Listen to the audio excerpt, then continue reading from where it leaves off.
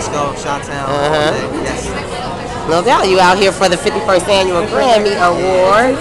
What's happening with Lupe these days? We're all from Chicago. We pretty much support you and love your rock/hip-hop. You know, you're not your regular average hip-hop artist, you know.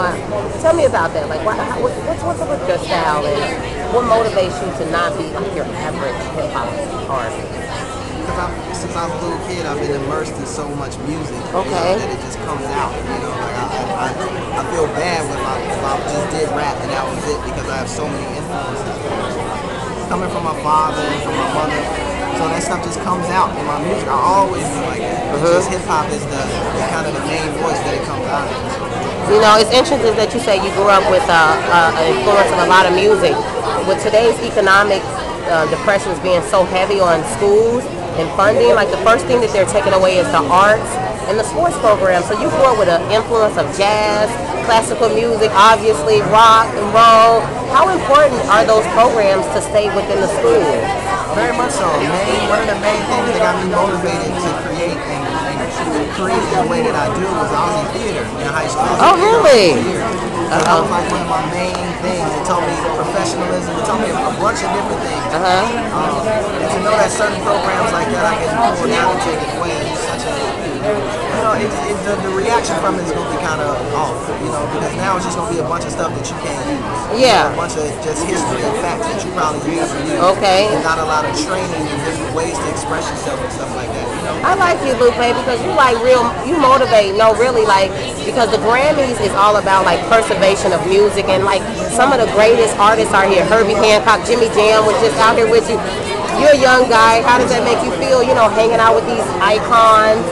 What's up with that? It just makes me feel like, you know, you're part of the brotherhood or the sisterhood. You know what I'm saying? You're a part of that musical tradition, that legacy of all musicians. You know, on a level that's like up here, that's the well-respected level, the upper echelon of it. And it makes you feel good. You know what I'm saying? It makes like you feel you accomplished something as a musician.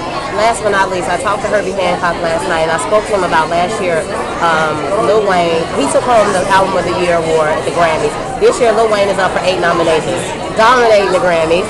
But he said something like to the point as he loved the fact that the youth are taking over music, but he would like to see music be preserved and its seniors be respected.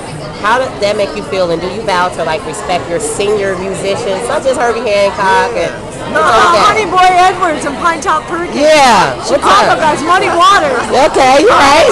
I always do in the capacity that I can. You know, some people honestly just don't know. It's a generation or 2 generations before their time. But when you become a parent to it, you become aware of it, you definitely should be some type of respect, because you have to see. You have to look back and see that if it wasn't for them, there would be none of this. It's period. As a mother or a father, father or mother, that sound at that particular time to motivate the next person, to motivate the next person, the next person to motivate you, then it wouldn't be anything. Okay, so Lupe vows to respect the historical icon. This is my last quick question. It's personal. How often do you change your bed sheet? No, check it out. Watch this. Bed sheet. How often? Think about it.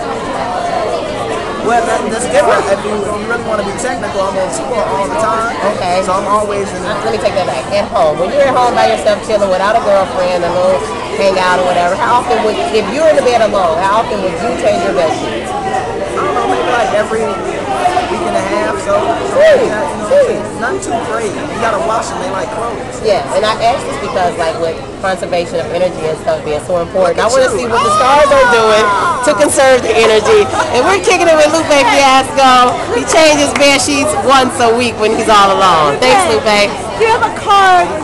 I'd love to do something with you in like Pine Top and Honey Boy in Chicago when you come back.